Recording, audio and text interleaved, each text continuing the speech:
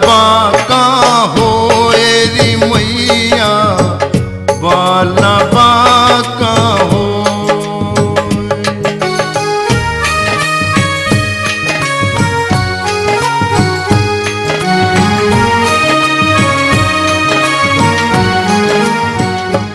नंबरदार जी जय माता की। जय माता की। जीता रहो भाई, मैया तुम्हारी मनोकामना पूर्ण करती रहे। नंबरदार जी, मैंने अपनी जिंदगी में कभी ऐसा दिन नहीं देखा कि आप माता के मंदिर ना गए हो। सिकंदर, जो माता पिता से मुंह मोड़ लेता है ना, भगवान उससे मुंह मोड़ लेते हैं। मेरे पास जो कुछ भी है वो सब माता रानी की कृपा से ही है। बस माता शीतला की दया दृष्टि बनी रहे, मुझे और कुछ नहीं चाहिए। नंबरदार साहब, आप धन्य हैं। आपकी चर्चा हर घर में होती है। लोग आपकी बड़ाई गाते गाते नहीं थकते। कोई जाति का भेद नहीं, सब धर्म आपकी नजर में समान है। सिकंदर, सब माता रानी की माया है। नहीं नंबरदार साहब, आप भी जीते जागते देवता हैं। जिसे देखो वही कहता है कि अकाल पड़ने पर नंबरदार ने गांव वालों से कर्जा नहीं लिया, बल्कि सबका कर्ज माफ कर दिया। इतना ही नहीं, अपना सब कुछ भी गांव वालों में बांट दिया। क्या इससे बड़ा उपकार भी हो सकता है? आप महान दयालु हैं। अच्छा सिकंदर भाई, जय माता की। जय माता की। माँ, एक बात पूछ लूं? हाँ हाँ, क्यों नहीं। एक क्यों, दो पूछो। पिताजी पिछले कुछ दिनों से उदास रहते हैं। अब तो सेहत भी ठीक नहीं रहती उनकी। बेटा, एक तो अकाल पड़ा हुआ है, फसलें बर्बाद हो चुकी हैं। जितना अनाज अपने गोदामों में भरा हुआ था वो भी सब गरीबों में बंटवा दिया है। फिर इसमें तो खुश होना चाहिए कि माता शीतला ने हमें गरीबों की मदद करने का अवसर दिया है। माँ बेटा, मुझे लगता है उन्हें ज्यादा दुख इस बात का है कि अकाल के कारण सबका कर्जा भी तो माफ करना पड़ा है और लाखों रुपए का नुकसान भी हुआ है। माँ, अगर दुख मनाना था तो माफ ही ना करते, और अगर कर ही दिया है तो अब घबराना कैसा? जो भगवान को मंजूर है वही तो होता है। माँ, ये तो पिताजी ने अच्छा कार्य किया है। लोग तो मुसीबत में सहायता करने की बजाय ब्याज में पैसे देते हैं। माँ, उन्हें ये भी नहीं पता होता कि ये ब्याज ही एक दिन गले की फांसी बन जाएगा। ये बहुत बड़ा जुल्म एक दिन अपना असर जरूर दिखाएगा।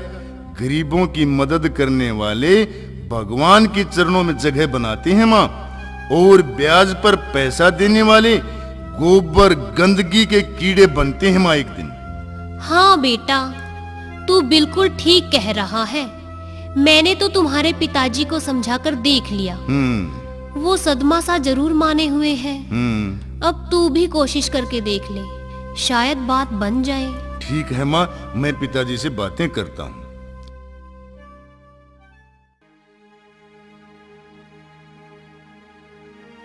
पिताजी, क्या बात है? आप किसी फिक्र में हैं क्या?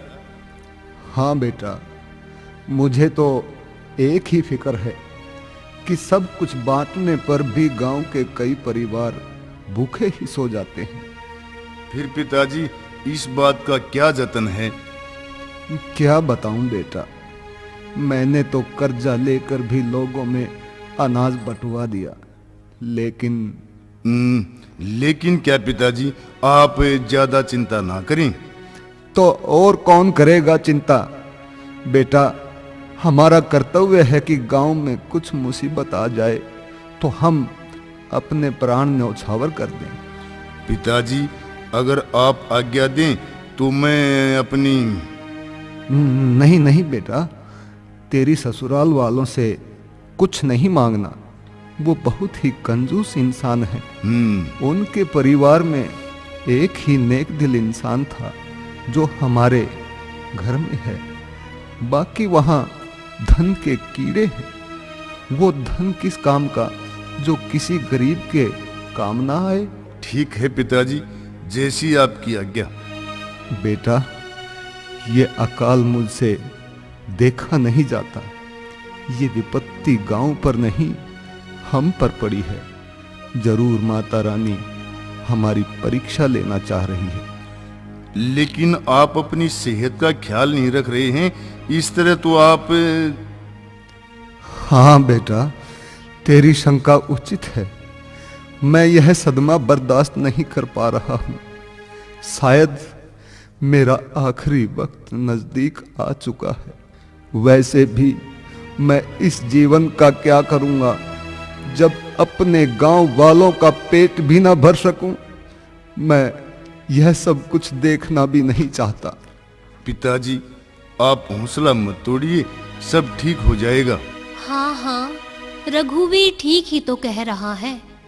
अगर आप ही ऐसा करेंगे तो हमारा कौन सहारा बच जाएगा। अब इसमें हमारा क्या दोष है। जो भगवान की इच्छा है वो तो होकर ही रहती है। हमने तो अपना सब कुछ मदद में बांट दिया। माँ, पिताजी ने तो ऋण लेकर भी बांट दिया। बताओ, फिर हमें जो करना आता था वो कर दिखाया। अब इससे ज्यादा क्या कर सकते हैं। रघुवीर की माँ, अपना सब कुछ खत्म हो गया। हम कंगाल होकर कर्जवान हो गए हैं। लोग फिर भी दुखी के दुखी हैं। पिताजी, कोई गम नहीं है। मुझे धन की जरूरत नहीं है। मैं गरीबी में ही गुजारा कर लूंगा। बस आपका ही सहारा मेरा सबसे बड़ा धन है। लड़का ठीक कह रहा है जी। अभी इसकी उम्र ही क्या है। इसने संसार में आकर देखा ही क्या है। इसके तो खेलने खाने के दिन हैं। अगर इस उम्र में ही कुछ हो गया तो इससे पहले तो मैं ही मर जाऊंगी। बेटा, मेरे सीने में दर्द हो रहा है। मैं यह दुख सहन नहीं कर सकता। मैं तो हरदम लोगों के दुख दूर किया करता था। मैंने किसी की बद्दुआ नहीं ली। अब समय का खेल दूसरा है। भगवान को कुछ और मंजूर है। मैं यह सब देखना नहीं चाहता। नहीं जी, आप ऐसी कैसी बातें कर रहे हैं। सब कुछ ठीक हो जाएगा। समय कभी एक सा नहीं रहता। आप थोड़ा ठहरिए, मैं आपके लिए चाय बना कर लाती हूँ।